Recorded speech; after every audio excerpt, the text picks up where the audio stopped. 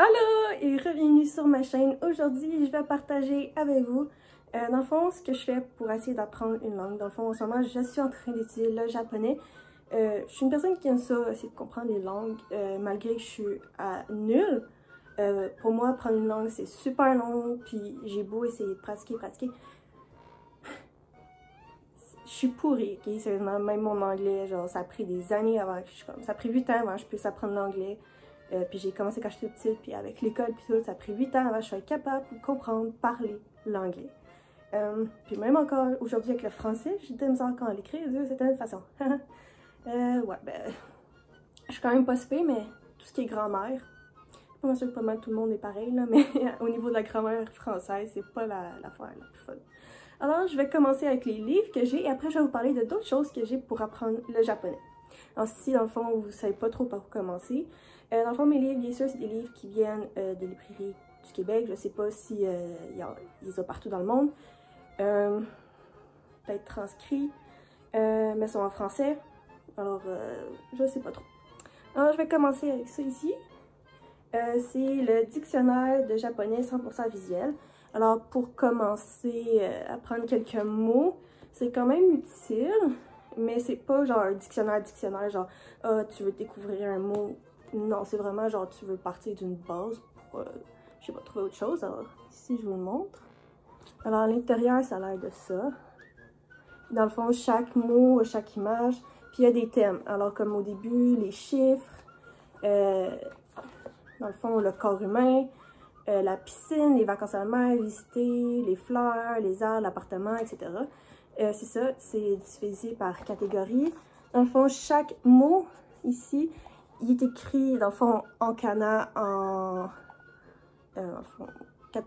kanji ou peu importe, en romaji, dans le fond, qui est l'écriture alphabétique qu'on utilise pour nous savoir comment ça se prononce. Et après, ben, la traduction en français de qu'est-ce que ça veut dire. Puis tantôt, il y a des petits à côté qui rajoutent. Alors, bien sûr, chaque mot japonais que dans le mot, dans ça, il est traduit. Alors, même ici en haut, pour les thèmes, il est marqué en japonais de l'autre bord. Alors, c'est un beau petit livre que je trouve quand même le fun, mais fiez pas vous juste à ça pour apprendre complètement le japonais. Si vous voulez apprendre des mots séparément, autres, à côté de tout ce qui est grammaire, qui est très important, parce que c'est très différent, mais pour apprendre des mots à côté, c'est quand même mieux le fun. Après, il y a ça que j'ai pas vraiment pu tester, puis même encore aujourd'hui, ça sera plus très utile. Dans le fond, c'est un coffret. C'est le japonais pour les nuls. Il y a des CD dedans. Dans le fond, il y a 3 CD, mais de nos jours, on n'utilise plus vraiment les CD. Puis il y avait des leçons que tu pouvais écouter dans ton auto. Alors si tu as encore genre des CD que tu peux mettre dans ton auto, puis tu veux essayer, ça peut être utile. Il y en a 3 dedans. Puis il y a un petit livre qui vient avec ici, avec genre les leçons qu'il y a dans les CD si tu veux suivre avec un livre quand t'es pas dans l'auto ou autre chose. Mais bon, je voulais m'en débarrasser, je l'ai pas vraiment utilisé parce que c'est plus genre des phrases toutes construites. Il n'y a pas de grammaire en tant que telle, c'est plus genre tu t'en vas demain au Japon pis t'es genre fuck, je connais pas une affaire, là t'as des phrases construites, tu peux apprendre par cœur pour survivre. Je dirais que c'est plus ça, c'est pas le meilleur achat, je crois que je l'ai même plus retrouvé, mais c'est pas une priorité, je vous conseillerais pour apprendre le japonais. C'est même pas tant utile. Mais si vous êtes vraiment dans masse, ça peut l'être. Après, j'ai ici, dans le fond, pour apprendre vos kana, qui est les hiragana. Ici, j'ai aussi les katakana. Dans le fond, là-dedans, c'est un cahier d'exercice pour les katakana et hiragana. Tous les symboles sont dedans. Alors, je vais vous montrer. Il n'est pas encore rempli au complet, je suis en train de le faire. Dans le fond, vous pouvez les pratiquer. Puis il y a aussi des bouts avec des phrases. Où je le trouve. Ici, genre, des pratiques avec des mots, des phrases, avec ça. Alors, c'est vraiment, quand on commence, je trouve que c'est un bon moyen d'apprendre l'alphabet du japonaise. C'est pas tant cher, c'est à peu près quinzaine de dollars, 12 dollars à peu près. C'est une bonne base pour commencer. Alors, c'est le cahier d'écriture Asimili, japonais volume 1, kana. Alors, et voilà. Mon deuxième livre, je l'ai acheté récemment, alors je ne l'ai pas encore commencé, mais c'est encore un cahier d'exercices assimilé pour le japonais, puis c'est niveau débutant. Alors lui, c'est des exercices, c'est pas le cas, dans le fond, pour apprendre les mots, c'est vraiment des exercices ici, comme ça. Je trouvais ça intéressant, dans le fond, pour pratiquer autre que écrire les lettres, quand je vais avoir un peu plus augmenté ma qualité. Mais je trouve que les cahiers d'exercice, c'est toujours utile, même si ça vous tente peut-être pas. Mais ça. Alors pour les livres, c'est ça que j'ai. Après, en fait, ce que j'utilise pour apprendre le japonais, j'écoute un podcast qui s'appelle Japanese Pod 101. C'est en anglais, bien sûr. C'est des podcasts que vous pouvez écouter. Puis ils font des leçons. Dans le fond, il y a des leçons aussi en vidéo. Dans le fond, c'est tout à partir. C'est comme un extrait de leur site internet qui est complètement gratuit. Je suis pas encore là-dessus, je me focus plus sur les podcasts. Puis ça, je suis ces podcasts-là. Je fais à peu près un podcast par jour. Une leçon environ. Puis je fais après des exercices ou autre chose que je vais vous expliquer après. Aussi, sinon, qu'est-ce que je fais après avoir fait une leçon? Je vais écouter littéralement un podcast en japonais qui est juste complètement japonais, genre il n'y a pas de traduction. Je sais pas comment il se nomme, je sais pas ça parle de quoi, j'ai peut-être utilisé de temps en temps, mais ça peut vous aider dans le fond pour la prononciation, puis vous allez reconnaître des mots, genre j'ai reconnu ce mot-là de temps en temps. Alors je vais mettre des photos qui vont s'afficher là, une après l'autre.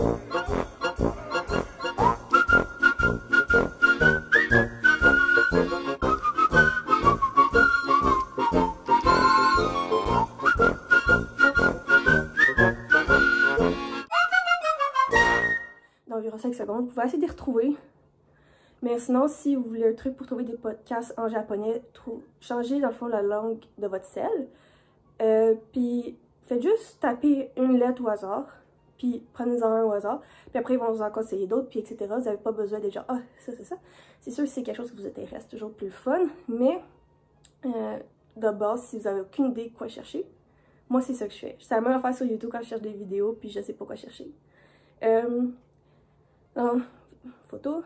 Ou sinon, une autre affaire que je fais, je joue à un jeu vidéo que la photo va s'afficher là.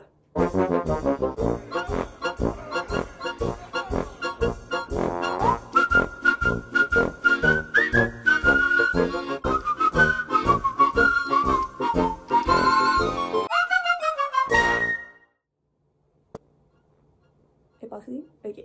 Dans le fond, c'est un jeu pour pratiquer tes hiragana. C'est un jeu vidéo, alors c'est plus interactif si vous êtes quelqu'un qui a de la misère juste avec des livres ou juste à l'écriture puis tout. C'est un jeu vidéo, alors c'est comme les méchants, c'est les hiragana, il faut que tu te souviennes de quel hiragana c'est pour pouvoir genre le battre. Puis il y a des quêtes, alors c'est ça, le grand méchant c'est un sorcier qui contrôle les hiragana warriors. Puis dans le fond c'est ça, le but c'est d'avancer dans le jeu puis de se souvenir des hiragana. Alors c'est pas mal ça pour l'instant que j'ai pour apprendre mon japonais.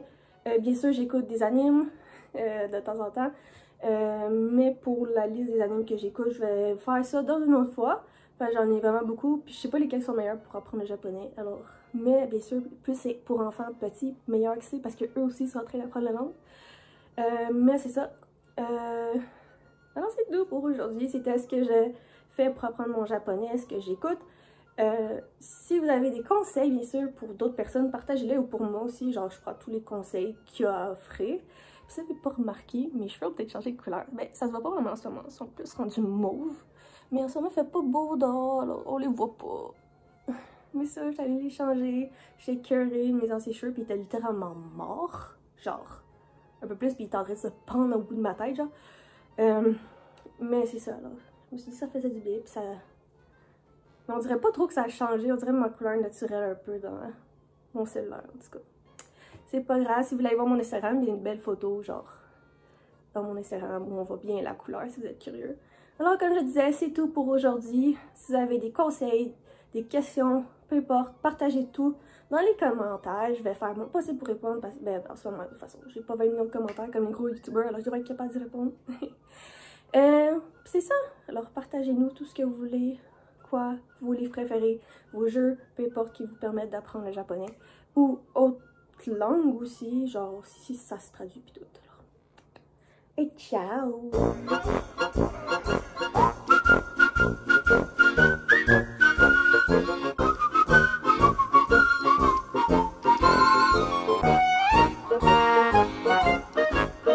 Bye!